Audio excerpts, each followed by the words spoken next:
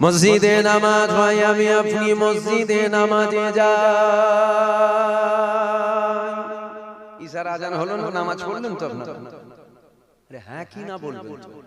ইশার আজান হলো তো, নামাজ পড়লেন তো? এইবার একটু দেখুন তো, নামাজটা কি আপনার জন্য পড়ে লাভ হলো না বেকার হলো? একটু দেখুন তো।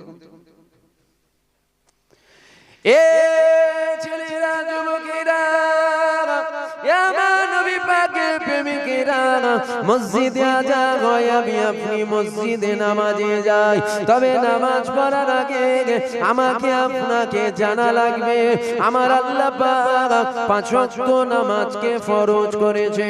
আমার আল্লাহ পাক কাদের জন্য 5 ওয়াক্ত নামাজ ফরজ করেছে? আবু জেহেলের জন্য আমার আল্লাহ পাক 5 ওয়াক্ত নামাজকে ফরজ করেননি। আবু লাহাবের জন্য ফরজ ছিল না, উতবার জন্য ফরজ ছিল না, সাইবার জন্য ফরজ ছিল না, ফেরাউনের জন্য ফরজ ছিল না, নমরুদের জন্য ফরজ ছিল না, সাদ্দাতের জন্য ফরজ ছিল না।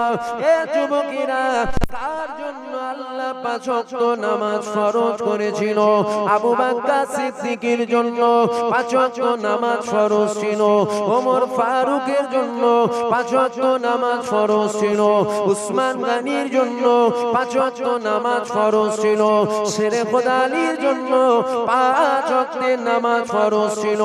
আবু জেহেলের জন্য ফরজ ছিল না কেন? আবু বকরের জন্য ফরজ ছিল কেন? উতবার জন্য ফরজ ছিল না কেন? ওমর ফারুকের জন্য ফরজ ছিল কেন? সাইবার জন্য ফরজ ছিল না কেন? আলীর জন্য ফরজ ছিল কেন? নমরুদের জন্য ফরজ ছিল না কেন? শেরে খোদা আলীর জন্য, উসমানের জন্য ফরজ ছিল কেন? এ যুবকেরা, আমার আল্লাহ 5 ওয়াক্ত নামাজকে ফরজ করেছে, পৃথিবীর মানুষের জন্য আমার আল্লাহ পাক ফরজ করেননি। অর্থাৎ আমার আপনার জন্য আমার আল্লাহ পাক নামাজকে ফরজ করেনি। একই কথাই যদি বলা হয়, আমার আল্লাহ পাক শুধুমাত্র ঈমানদারের জন্য 5 ওয়াক্তের নামাজ ফরজ করেছিল। জোরে বলবেন না সুবহানাল্লাহ? কার জন্য বলুন, বলুন জোরে বলুন।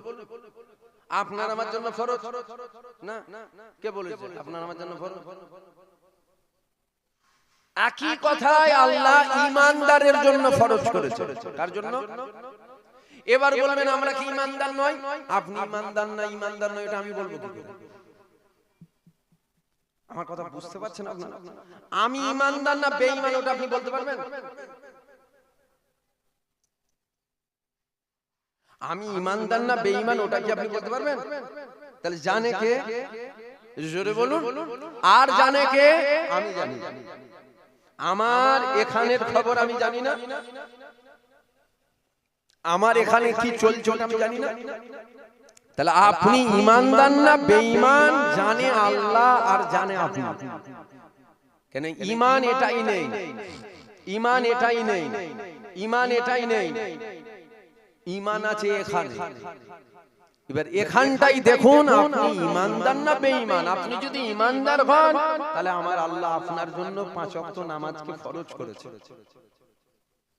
আপনি যদি দাড়িওয়ালা, টুপিওয়ালা, মুনাফিক বা বেঈমান হন, আপনার জন্য নামাজ ফরজ। আমার কথা মনে হচ্ছে আপনারা বুঝতেই পারছেন। আমার কথা বুঝতে পারছেন? হ্যাঁ হু দিতে হবে তোরে বাবা, তাহলে তো বুঝবো না, বুঝতে পারছি। তাহলে একই কথাই পৃথিবীর মানুষের জন্য নামাজ ফরজ নয়। কার জন্য ফরজ? ঈমানদারের জন্য ফরজ। আমার আল্লাহ ঈমানদারের জন্য 5 ওয়াক্ত নামাজ ফরজ করেছে। তাহলে আমাদের নামাজ পড়ার আগে জানা লাগবে আমরা ঈমানদার না বেঈমান। দেখুন, আমাকে আপনি দাওয়াত করে নিয়ে এসেছেন ওয়াজ করাবার জন্য, আমি না বলে আমাকে নজরানাও দেবেন, থুতু দিয়ে আমি গুনে নেব। হ্যাঁ, একদম সাফ সুতরা কথা রে বাবা। নাবার পর ঘ্যাস ঘ্যাস করে টাকাটা আমি গুনে নেব, অত সহজ নয়। আমার জন্য আপনি নাস্তা খাওয়া দাওয়ার ব্যবস্থাও করেছেন, আমাকে দাওয়াত করলেন, ওয়াজ করালেন, খাওয়ালেন, নজরানাও দিলেন। আমার থেকে আপনি যদি কিছু না পেলেন তাহলে আমাকে দাওয়াত করে লাভ কি হলো? খেয়ে লাভ কি হলো? নজরানা দিয়ে লাভ কি হলো? আমার কথা বুঝতে পারছেন কি আপনারা? আমাকে দাওয়াত করলেন, আমার থেকে আপনি যদি কিছু না পেলেন তাহলে আমাকে আপনার দাওয়াত করে লাভ কি হলো? ওই খাওয়ানোই হলো, নজরানাই দেয়া হলো, লাভ কাজের কাজ কিছু হলো, লসই হলো। আর আমার থেকে যদি আপনি কিছু পান তাহলে দাওয়াত করে লাভ হলো, কেন কিছু পেয়েছি আমরা। আমার থেকে যদি আপনি কিছু পান তাহলে নজরানা দিয়েও লাভ হলো না, নজরানা দিয়েছি ঠিকই কথা, তবে আমরা কিছু পেয়েছি। আমরা তো মনে করি হুজুরদেরকে দাওয়াত করব, হুজুররা এসে বলবে বাবা মুসা নবী চর মেরেছে, আজরাইলের চোখ বেরিয়ে পড়েছে, চিক মেরে সুবহানাল্লাহ বলছে। বলি বিরাট ওয়াজ হয়ে গেছে রে, কি পেলেন? ওয়াজটা থেকে আপনি পেলেন কি, ওটা আমি জানতে চাইছি, কি পেলেন? দাদা হুজুর ফুঁক মেরে বোতল ফেটিয়ে দিয়েছে, ঠিক আছে, কি পেলেন? শুনে আপনি পেলেন কি?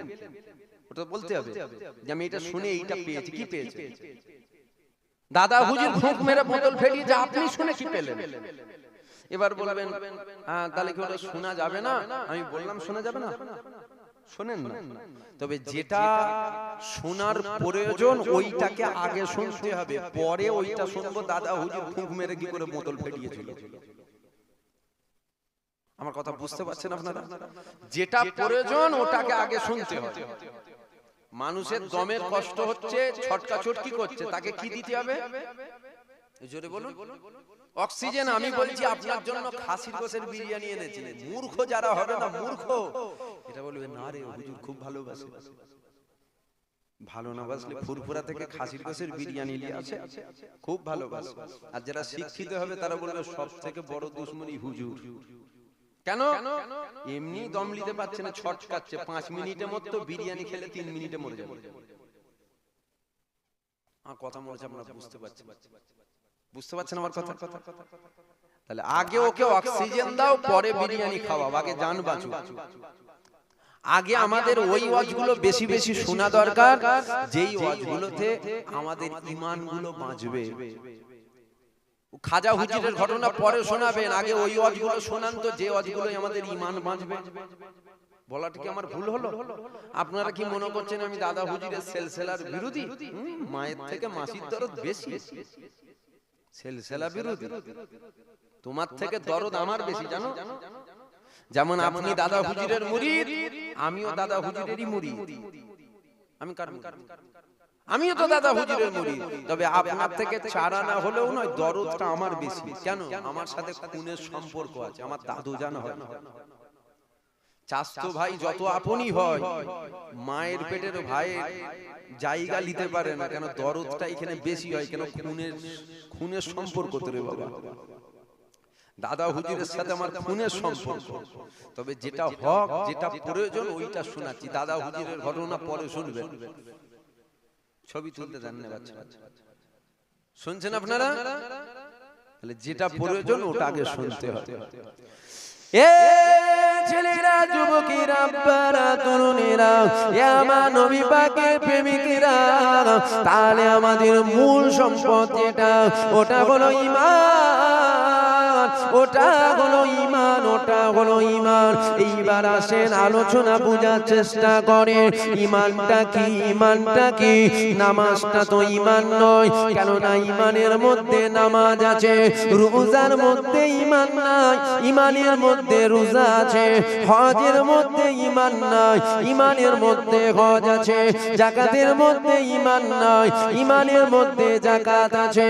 এ যুবকেরা, আব্বারা, তরুণীরা, তাহলে মূল সম্পদ যেটা, ওটা হলো আপনার আমার ঈমান। যে ঈমানের কথা আল্লাহ নবীদের 1000 বছর আগে বলেছে, আখিরি জামানায় হাতে তালুতে আগুন রাখা সহজ হবে, আখিরি জামানায় ঈমান রাখা অতি কষ্ট হবে।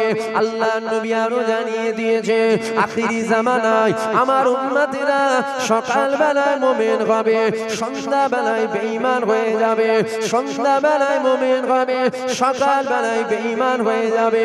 এ যুবকেরা, আব্বারা, তরুণীরা, আখিরি জামানা চলছে, আমাদের ঈমানটাকে আগে বাঁচাতে হবে। নামাজটা ঈমান নয়, ওটা হলো আমল। আমল, রোজাটা ঈমান নয় ওটা হলো আমল, হজটা ঈমান নয় ওটা হলো আমল, যাকাতটা ঈমান নয় ওটা হলো আমল। ঈমান আর আমল দুটো আলাদা আলাদা আলাদা আলাদা পার। নামাজ রোজা হজ যাকাত এগুলো তো আমল, ঈমানটা কি ঈমানটা কি ঈমানটা কি? এ যুবকেরা যেইভাবে বললে আপনারা বুঝবেন ওইভাবে আপনাকে আমি বুঝাবার চেষ্টা করছি। জীবনে এক ওয়াক্ত নামাজ যদি কাজা হয়ে যায় আমার আল্লাহ পাককে বলে দেন, আল্লাহ পাক আমি নামাজ কাজা করে ফেললাম, আল্লাহ আল্লাহ পাক আমি নামাজ কাজা করে ফেলেছি, আল্লাহ ও রাব্বি আল্লাহ আপনি আমাকে maaf করে দেন। একবার maaf চান, দুবার maaf চান, তিনবার maaf চান, চারবার maaf চান, পাঁচবার maaf চান, 10 বার maaf চান, 15 বার maaf চান। এ যুবকেরা মনে রেখে দিও আমার আল্লাহ পাক বড় দয়াময়, আমার আল্লাহ পাক আজ না হলো কাল তোমার নামাজ কাজার গুনাহকে maaf করে দেবে। নামাজ কাজা করার জন্য তোমাকে বেঈমান কাফের বলা যাবে না, নামাজ কাজা করার জন্য তোমাকে গুনাহগার বলা হবে, নামাজ কাজা করার জন্য তোমাকে খাতাকার বলা হবে, নামাজ কাজা করার জন্য তোমাকে জাহান্নামী বলা হবে, নামাজ কাজা করার জন্য তোমাকে বদকার বলা হবে, নামাজ কাজা করার জন্য তোমাকে ফাসিক বলা হবে, নামাজ কাজা করার জন্য তোমাকে ফাজিল বলা হবে। এ যুবকেরা কিন্তু মনে রেখে দিও খবরদার যেন আমার নবীর শানে কাতরা পরিমাণ বেয়াদবি করবে না, কেননা নামাজ কাজা করার জন্য তোমাকে গুনাহগার বলা হবে, আমার নবীর শানে তিল পরিমাণ কাতরা পরিমাণ বেয়াদবি করার জন্য তোমাকে গুনাহগার বলা হবে না, তোমাকে খাতাকার বলা হবে না, তোমাকে বদকার বলা হবে না, তোমাকে খারাপ বলা হবে না, তোমাকে নিকৃষ্ট বলা হবে না, তোমাকে ফাজিল বলা হবে না, তোমাকে ফাসিক বলা হবে না। সারা পৃথিবীর আহলে সুন্নাতুল জামাতের উলামাদের একটাই রায় আমার নবীর শানে কাতরা পরিমাণ বেয়াদবি করার জন্য তুমি গুনাহগার হওনি, তোমাকে খাতাকার বলা যাবে না, তোমাকে বদকার বলা যাবে না, তোমাকে খারাপ বলা যাবে না। সারা পৃথিবীর আহলে সুন্নাতুল জামাতের উলামাদের একটাই রায় নবীর শানে বেয়াদবি করার জন্য তুমি বেঈমান কাফের হয়েছো, তুমি বেঈমান কাফের হয়েছো, তুমি বেঈমান কাফের হয়েছো। নামাজ কাজা করার জন্য কাফের নয়, নবীর শানে বেয়াদবি করার জন্য কাফের হলো। নামাজ কাজা করার জন্য কেন কাফের হলো না? নামাজটা ঈমান নয় ওটা হলো আমল। নামাজ কাজা করার জন্য তোমাকে গুনাহগার বলা হবে, আর নবীর শানে বেয়াদবি করার জন্য তোমাকে বেঈমান বলা হবে। এখান থেকে কি বোঝা গেল? এখান থেকে এটাই বোঝা গেল নামাজকে আমার আল্লাহ আমল করেছে, আর মদিনাওয়ালাকে আমার আল্লাহ আপনার আমার জন্য ঈমান করেছে। তাই তো দেখবেন আজ নামাজ নিয়ে দ্বন্দ্ব নয়, নবী নিয়ে দ্বন্দ্ব হয়। কেন? নবীর শানে যখন আমরা কাতরা পরিমাণ বলবেন আল্লাহর কথা বললেন না কেন? আরে জাহেল, আল্লাহ তো অবশ্যই দিলে থাকবে, আল্লাহর সাথে যে আরেকজনকে রাখতে হবে ওটাই তো অবাক করা বিষয়। তাই তো নবীর কথা বললাম, শুধু আল্লাহ থাকলে হবে না, আল্লাহ ও আল্লাহর রাসূলকে রাখতে হবে। জোরে বলবেন না সুবহানাল্লাহ। তাই দেখবেন হুজুর বলেন, বক্তা বলেন, মুলি সাহেব বলেন, পীর সাহেব বলেন, হাফেজ সাহেব বলেন, ইমাম সাহেব বলেন, গাজী সাহেব বলেন, সব কিছু ছেড়ে দিয়ে দেখবেন কিছু কিছু এক শ্রেণীর আলেমরা যেমন প্রথম জান্নাতে যাবে, আবার আলেমরাই প্রথম জাহান্নামে যাবে। জানেন তো? দেখবেন আমার নবীর পিছনে পড়ে থাকে। নবীর আদব নেই, নবীর তাজিম নেই, নবীর শানে আদব করে কথা বলে না, নবীর শানে তাজিম করে কথা বলে না। বন্ধুর সাথে যেভাবে কথা বলা যায় ওইভাবে কি বাপের সাথে বলা যায়? কথা বলছেন না কেন? বুঝতে পারছেন? বন্ধুর সাথে যেভাবে কথা বলা যায় ওইভাবে কি বাপের সাথে কথা বলা যায়? বন্ধুর কাঁধে হাত দিয়ে বাজারে ঘোরা যায়, বাপের কাঁধে হাত দিয়ে বাজারে ঘোরা যায়? কেন ঘোরা যায় না? আরে বন্ধুর লেভেল একটা আছে আর বাপের একটা লেভেল আলাদা, দুটো এক নয়। বন্ধুর সাথে যে ভাষায় কথা বলা যায় ওইভাবে বাপের সাথে যদি বলা না যায় আমরা যেভাবে কথা বলি এইভাবে কি নবীর শানে কথা বলা যায়? কথা বলছেন না কেন? হুজুরের ব্যাপার, হুজুরের যখন ব্যাপার আসবে আমাদের আদব করতে হবে। কেন? সরষের দানার থেকেও ক্ষুদ্র পরিমাণ যদি বেয়াদবি হয়ে যায়, বেঈমান কাফের হয়ে যাব, এখানে আর গুনাহ হবে না। কেন? আল্লাহ পাক হুজুর পাককে আপনার আমার জন্য ঈমান করেছে। জোরে বলুন সুবহানাল্লাহ। এ যুবকেরা, আব্বারা, তরুণীরা, আমার নবী পাকের প্রেমিকেরা, আল্লাহ পাক আমার নবীর কত সম্মান দিয়েছে দেখো। যদি বলেন অত নবীর সম্মান বারবার দরকার কি আছে? এ যুবকেরা, নবীর সম্মান আমি বারবার কেউ নয়, নবীর সম্মান আমি কমাবার কেউ নয়। অত ইজ্জু মান তাশা, অত জিল্লু মান তাশা, ইজ্জতের মালিক আমার আল্লাহ, আর বেইজ্জতির মালিক আমার আল্লাহ। এ যুবকেরা, আব্বারা, তরুণীরা, আল্লাহ পাক আমার নবীর কত সম্মান দিয়েছে দেখো। আল্লাহ পাক আমার নবীর কত তাজিম দিয়েছে দেখো। আল্লাহ পাকের এক হাজী বান্দা কাবা তওয়াফ করছিল, কাবা তওয়াফ করতে করতে কাবার প্রশংসা করতে লেগে গেল। এ আল্লাহর কাবা, আল্লাহ তোমার কত সম্মান, তোমার কত ইজ্জত, তোমার কত তাজিম। পৃথিবীর কোণা কোণা থেকে মানুষ লক্ষ লক্ষ নয় কোটি কোটি টাকা খরচ করে তোমাকে দেখার জন্য আসছে। কাবা তওয়াফ করে, কাবার প্রশংসা করে, কাবা তওয়াফ করে, কাবার প্রশংসা করে, আবার কাবা তওয়াফ করে, আবার কাবার প্রশংসা করে। আল্লাহ পাকের হাজী, আল্লাহ পাকের হাজী কাবা তওয়াফ করছে, কাবার প্রশংসা করেছে। এই প্রশংসা শুনে কাবার জবান খুলে গেল। হয়তো বলতে পারেন কাবার আবার জবান কোথায় আছে? যার জান নাই আল্লাহ তার জান দিতে পারে, এটাই তো আমাদের ঈমান। আমার আল্লাহ মুর্দাকে জিন্দা করতে পারে, আমার আল্লাহ জিন্দাকে মুর্দা করতে পারে। কাবার জবান খুলে গেল। কাবা বলেছিল, আল্লাহ পাকের হাজী রে, আপনি মোটেও কথা বলবেন না, আমি কাবা বড় দামি, আমি কাবা বড় সম্মানীয়, আমি কাবা আমার বড় ইজ্জত, আমি কাবা আমার বড় দাম, এই কথাটা আপনি বলবেন না। কেননা আমি কাবা মোটেও দামি ছিলাম না, কেননা আমি কাবা মোটেও ইজ্জতীয় ছিলাম না, কেননা আমি কাবা মোটেও সম্মানীয় ছিলাম না। এ আল্লাহ পাকের হাজী রে, আমার মধ্যে 365টা মূর্তি রাখা ছিল। হযরত আলী থেকে রিওয়ায়াত রয়েছে কাবার মধ্যে মূর্তি রাখা ছিল। কাবা বলেছিল, এ আল্লাহ পাকের হাজী, আমার মধ্যে যখন দিন দুনিয়ার বাদশা হাবিবুল্লাহর কদম মুবারক পড়ে গেল, আমি কাবা সারা পৃথিবী জমিনের চেয়ে দামি সম্মানীয় হয়ে গেলাম। কাবা আল্লাহর ঘর, কিন্তু আমার আল্লাহ কাবার কাবা করে মদিনাওয়ালাকে পাঠিয়েছিলেন। আমার আল্লাহ হুজুরকে কাবার কাবা করে পাঠিয়েছে। জোরে বলুন সুবহানাল্লাহ। হুজুরের সম্মান আমি দিচ্ছি, আমি দিবার কে, আপনি দিবার কে? আমরা বাড়াবারও কেউ নয়, কমাবারও কেউ নয়, ইজ্জতের মালিক আল্লাহ, বাড়াবার মালিক আল্লাহ, বাড়িয়েছেন আমার আল্লাহ। জোরে বলবেন না সুবহানাল্লাহ। আজ কিছু কুত্তা দেখা যায়, এরা সব সময় ঘেউ ঘেউ করে নবী সম্মান কমাবে বলে। ঘরেরও আছে, বাইরেরও আছে। ঘরের বাইরের মানে বোঝেন? হ্যাঁ, ঘরের কুকুরও কুকুর, কুকুরকে কুকুর বলছে, কুকুরকে মানুষ বলবে নাকি? ঘরের কুকুরও আছে, বাইরের কুকুরও আছে। খালি দেখবেন নবী শান, নবী এত দুনিয়ায় ওয়াজ আছে, এগুলো করে না। খালি দেখবেন নবীর কে কি করে ছোট করা যায়, ওই ওয়াজগুলো আম মানুষগুলোকে শোনানো হয়। ঘরের কুকুর মানে বোঝেন না? হ্যাঁ কি না বলবেন? বোঝেন না? সব বোঝে, বোঝে না? বাজার থেকে 10 টাকার বেগুন কিনতে গেলে ভালো করে বুঝে বুঝে কিনছে, কানা না খোঁড়া ভালো করে দেখছে, 4 বার ঘুরিয়ে ঘুরিয়ে। বোঝে না? ঘরের কুকুর মানে কি বুঝছেন? আরে যেগুলো বাড়িতে পোষে রে বাবা, ওই কুকুরের কথা বলছি। আপনারা আবার উল্টো পাল্টা মানে করেন না, জানেন? যেগুলো বাড়িতে পোষা হয় ওই, তবে কুত্তা কুত্তা হয়, কুকুর কুকুর হয়। সারা পৃথিবীর সব কুকুর যদি একদিকে হয়ে চাঁদের দিকে তাকিয়ে ঘেউ ঘেউ করে না, কুত্তাদের চিল্লানো সার হবে, চাঁদের কোনো যায় আসবে না।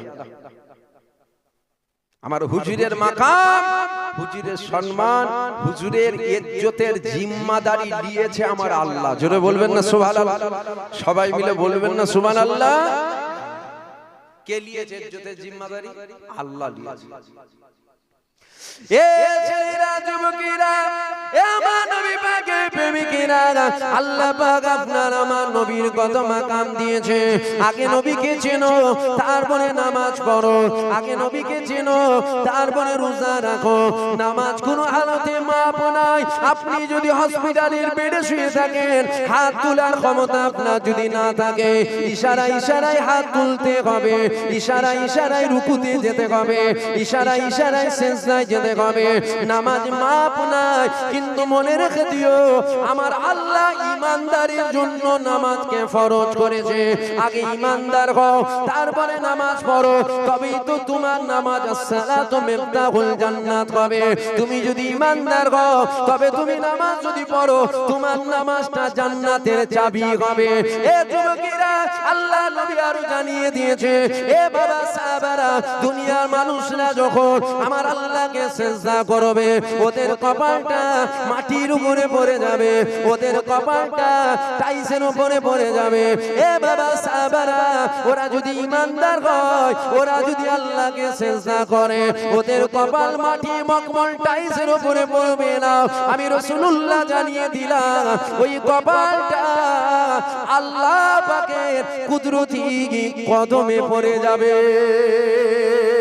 এটা কোন সিজদা এটা হলো ঈমানদারের সিজদা এ যুবকেরা আব্বারা তরুণীরা আগে নবীকে দিলে রাখো আগে নবীকে মেনে নাও আগে নবীকে প্রেম করে নাও তারপরে তুমি নামাজ পড়ো এ যুবকেরা আব্বারা তরুণীরা সমুদ্রের আপনি যত দূরে তলিয়ে যাবেন মহব্বতের গিট যদি ঠিক থাকে আবার যখন দড়ি ধরে টানা হবে আবার কিন্তু আপনি ফিরে আসবেন কিন্তু মনে রেখে দিও গিট যদি খুলে যায় আপনি তলিয়ে যাবেন ফিরে আসতে পারবেন না এ যুবকেরা আব্বারা তরুণীরা মহব্বতের গিটটা আমার নবীর সাথে আগে দাও তারপরে সব কিছু করো এ যুবকেরা আব্বারা তরুণীরা আল্লাহ পাক আমার নবীর কত সম্মান দিয়েছে দেখো যদি বলেন অত নবীর সম্মান কেন বাড়াচ্ছেন এ যুবকেরা আমি বাড়াবার কেউ নয় আমি কমাবার কেউ নয় বাড়িয়েছে আমার আল্লাহ দেখো আমার আল্লাহ জানিয়েছে আমার রহমত ছাড়া খাজা হুজুর জান্নাতে যাবে না দাদা হুজুর জান্নাতে যাবে না আল্লামা রুহুল আমিন হুজুর জান্নাতে যাবে না মুস্তাফা মাদানী জান্নাতে যাবে না কুতুবউদ্দিন কাকি জান্নাতে যাবে না পাঁচ হুজুর জান্নাতে যাবে না একই কথায় কোন ওলি কোন দরবেশ কোন কুতুব কোন আফজাল পৃথিবীর কারো জান্নাতে যাবার ক্ষমতা নাই আমার আল্লাহর দয়া যদি না হয় এইবার আমি আপনাদের কাছে জানতে চাই আল্লাহর দয়া ছাড়া দাদা হুজুর যদি জান্নাতে না যায় তুমি আমি কি করে জান্নাতে যাব যদি বলেন নামাজ পড়েছি দাদা হুজুরের থেকে বেশি নামাজ কি তুমি পড়েছো যদি বলো রোজা রেখেছি আল্লামা হুজুরের থেকে বেশি রোজা কি তুমি রেখেছো যদি বলো আমল করেছি ছোট হুজুরের থেকে বেশি আমল কি তুমি করেছো এ যুবকেরা আল্লাহর দয়া ছাড়া ইনারা যদি জান্নাতে না যায় তুমি আমি কি করে জান্নাতে যাব অবশ্যই তোমাকে আমাকে জান্নাতে যেতে গেলে আল্লাহ পাকের দয়ার প্রয়োজন হবে এ যুবকেরা আমি জানতে চাই আল্লাহর দয়াটা কি আল্লাহ পাকের রহমতটা কি আমার জানা নেই আমি জানতে চাইছি তবে আমি যেটা জানি ওটা আপনাদের কাছে শুনিয়ে যায় আমার আল্লাহ পবিত্র কোরআন শরীফের মধ্যে জানিয়ে দিয়েছে ওয়ামা আরসালনাকা ইল্লা রাহমাতাল লিল আলামিন আমার আল্লাহ পাক আলামিনের জগতে আমার হুজুর পাককে রহমত দয়া করে পাঠিয়েছে অর্থাৎ জান্নাতে যেতে গেলে রহমত লাগবে জান্নাতে যেতে গেলে দয়া লাগবে অর্থাৎ জান্নাতে যেতে গেলে আল্লাহ নবীকে তোমার আমাল লাগবে আমি যেটা জানি ওটা শোনালাম যদি আপনি কিছু জানেন সেটা আমাকে বলেন আমি জেনে নেব জানার তো কোনো শেষ নেই আল্লাহ রহমত ছাড়া খাজা হুজুর জান্নাতে যাবে না যাবে জোরে বলুন আল্লাহ রহমত ছাড়া বড় পীর আব্দুল কাদের জিলানী যদি জান্নাতে না যায় তুমি আমি কি করে যাব আমল দেখাচ্ছেন আমল খাজা হুজুরের থেকে বেশি আমল তোমার আছে আমল দেখাচ্ছ অর্থাৎ আমাদেরকেও জান্নাতে যেতে গেলে আল্লাহর দয়া লাগবে আল্লাহর দয়া কি আল্লাহর দয়া হলো হুজুর পাক আল্লাহর দয়া জোরে বলবেন না সুবহানাল্লাহ আল্লাহর দয়া জোরে বলুন আল্লাহর দয়াটা কি হুজুর পাক হলেন আল্লাহর দয়া হুজুর যদি থাকে জান্নাত থাকবে, হুজুর যদি না থাকে জান্নাতও থাকবে। মনে রাখবেন, আল্লাহর দয়া যদি না হয়, আমি এখানে বসে সুন্দর সুন্দর কথা বলছি, কিয়ামতের ময়দানে নয়, এই জুবায়ের সিদ্দিককে হাত রাতাবে, খোঁজ রে জাহান্নামের কোন জায়গাটায় আছে খুঁজে বের কর। খুঁজে পাবেন না, তো কঠিন জায়গায় আমি থাকবো, আপনার থেকেও কঠিন জায়গায় হয়তো আমি থাকবো। হ্যাঁ দাদা হুজুরের আওলাদ কি হইছে, আল্লাহর দয়া যদি না হয় জাহান্নামায় আমি কোথা থাকবো আপনারা খুঁজে পাবেন না। আমার বলার উদ্দেশ্য হলো এটা। যদি বলেন নামাজ পড়েন না, হ্যাঁ নামাজ পড়ি। রোজা রাখেন না, হ্যাঁ রোজা রাখি। হজ করেন না, ফরজ হজটা করিনি, তবে আল্লাহ উমরাটা করিয়েছেন। যাকাত দেন না, যাকাতও দিই। তাসবিহ তেলাওয়াত করেন না, যতটা আল্লাহ করাই ততটা করি।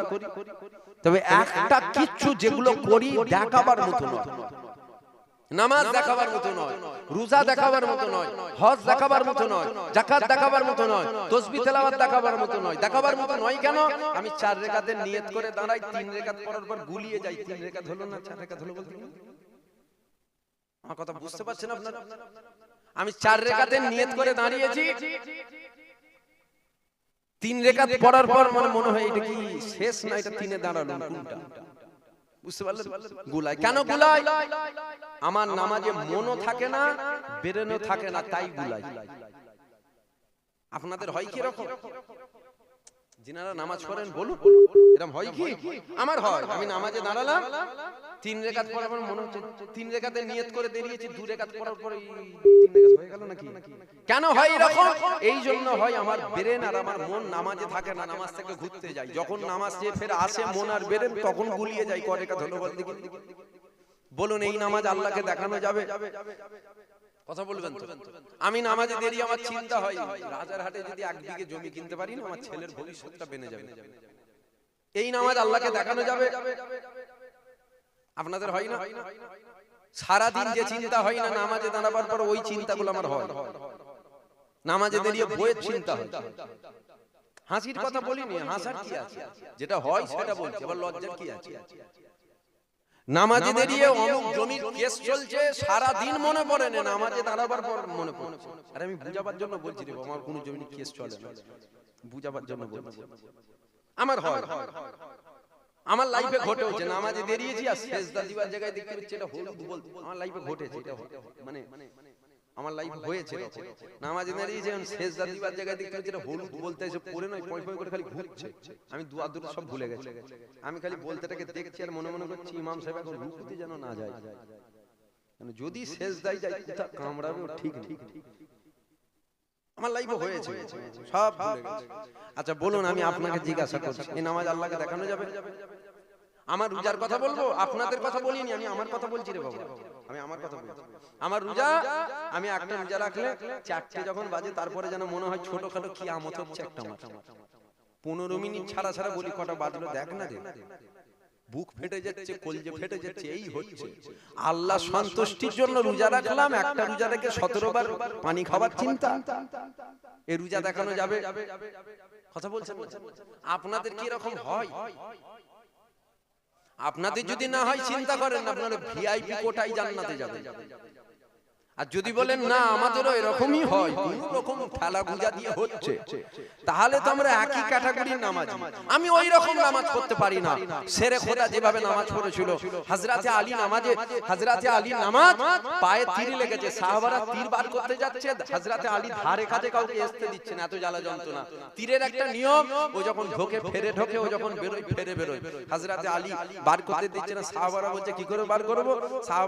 সাহাবারা যখন বলছে সাহাবা দাঁড়াও, আলীকে নামাজে দাঁড়াতে দাও, আলীকে নামাজে দাঁড়াও।